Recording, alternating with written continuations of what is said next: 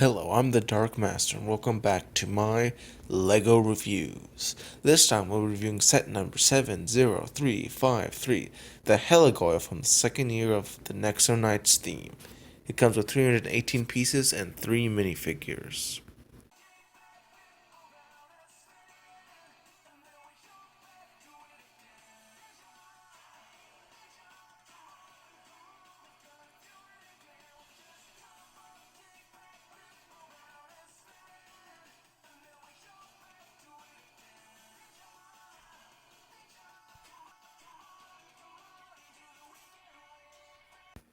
Starting with the minifigures from left to right, we have a Stone Stomper, a Harpy, and Clay Morrington. Starting with the generic foot soldier of the set, the Stone Stomper. I've already received one of these guys before, but it's really cool with a great torso and leg printing, and the two faces are excellent. The devilish grin and the other annoyed frown really contrast, but they're both equally good. This hair piece is well molded with heavy brows, ears, and horns that really add to this guy's um demeanor. He is depicted as riding the Heligoyle, and for life of me I can't help but laugh. It just seems a little silly to me. Anyway, now let's go on to the next villain. Said villain is the Harpy, one of a trio, in fact. Unfortunately, it goes unnamed while in the TV show they're called Bulwarker, Hilda, and Ingrid. However, only one comes in this set, though mine accidentally included a second head. Anyone else have something like this happen to them? Tell me in the description below. Her torso is a more feminine version of the Stone Stompers, though you don't see the back printing due to her pairs of wonderfully molded wings. The helm mold with ears is also cool and rubbery, so you don't break it easily. The two faces are a devious smile and a smirk. For a weapon, she wields a lightning axe. Her leg printing is similar to the torso printing, being a feminine version of the Stone Stomper. I think it looks excellent and it's real cool. In addition to these bad guys, there's a pair of brick-built baddies called Boltrons. Now I say built, but really they're just two pieces attached to one another. One is a cylinder with spikes on the side, and I think it could be really useful if it was molded in, say, a more neutral color, but the blue works fine. The other is a round tile. This set comes with both variants, which is nice. The bluish one is the second one that I have, and it features a decent print, but it doesn't hold anything to the other variant, which is purple. And I know you people like purple, and it has a way more devilish print with far more lightning. Overall, these two are great, and I'll definitely add them to the one I already got. Now let's go to the good guy. The good guy being Clay Morrington. He features exquisite torso printing, which unfortunately is hidden as usual underneath the armor, especially when he's wearing his freaking awesome backpack, which is well built with flag pieces and a recolored lightsaber hilt. One of said hilts, which are in dark blue, is also used as weapon construction, which is a double-bladed halberd. Radical, bro. Clay's final accessory is the Nexo Power Yeti Sneeze. I guess Yetis are super common in this world. Anyway, stupid name aside, I think the print is actually pretty cool, and it's on blue. His face printing is also fine. Now on to the other power, which is a forbidden power called Horrible Hunger, which is a snake in an infinity symbol embedded in the skull of the main build, the Helicoil, which we'll be going over right now. The Heligoyle is arguably the closest thing Nexo Knights has to a true dragon. Yes, I know, it's meant to be a gargoyle, but seriously, look at this thing. Remove the blades and replace them with wings, and you get a decent, medium-sized dragon. It's better than Macy's Wyvern. Yes, it's not a dragon, it's a wyvern. Though I still love that set, and I really want to get it because it's the cheapest way to get Macy. But enough of that. Let's review this thing in and of itself. Starting with the Heligoyle's head, it features what I would consider a unique design, which combines the chiseled, heroic chin with the head shape of a hammerhead shark. The use of stickers that show the lightning spreading from the forbidden power to the blue pyramids is exquisite. However, there are some flaws that show up if you look from the side. The eyes, which are yellow radar dishes, look fine from the front and certain angles, but from the side it looks awkward, as does the mouth to a certain extent, but I don't really mind it as much. And from the back, ooh boy, I mean, like the bottom especially, it just looks disgusting. I mean, look at that. It does not look finished at all.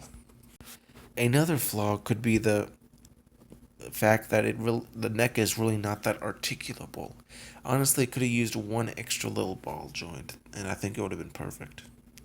The front arms slash legs are quite awkward, for they're in a constant sneaker pose and lack elbow articulation, and with the studs exposed, they also appear somewhat blocky.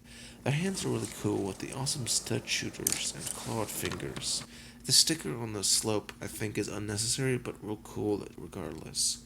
The hand is fully articulatable, turning inward and can form a fist.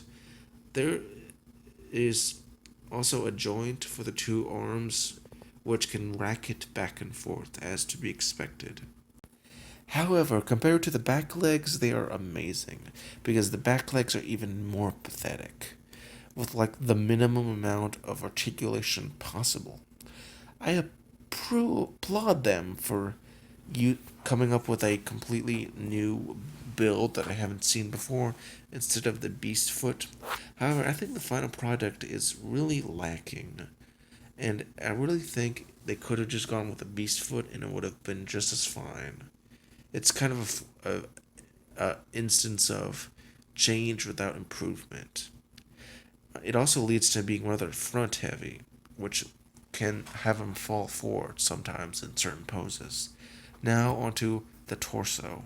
The torso is where the bulk of the pieces go and has some nifty building techniques. I think this is the first time we've seen these micro figures used in the building of a animal slash vehicle build. And in the front, the saddle which a stomper sits upon is not really much to talk about, and it's kind of why I laughed when I see the stone stomper, because honestly, it looks like he should just fall off when riding it, if, the wings don't knock him over. And another thing is that the prints on the side are just fantastic. Oh, and there's also these weird bar piece. I don't think it's really necessary, and you could have probably cut that out and no one would have noticed it. Now, going down, we see the two main play functions of the set. The main one being this rotor, which will turn the two blades around. Okay, so to explain this, you grab this subpar tail, which is meant to be a handle for the thumb to twirl the cylinder, which results in the blade rotating. See here in this video that I am discussing that shows it. Honestly, it's kind of cool, and it explains why his tail is, non-articulated. Can you imagine if this would bend? It'd probably fall over all the time. It would like flop in your hands, or come undone completely. That would be bad.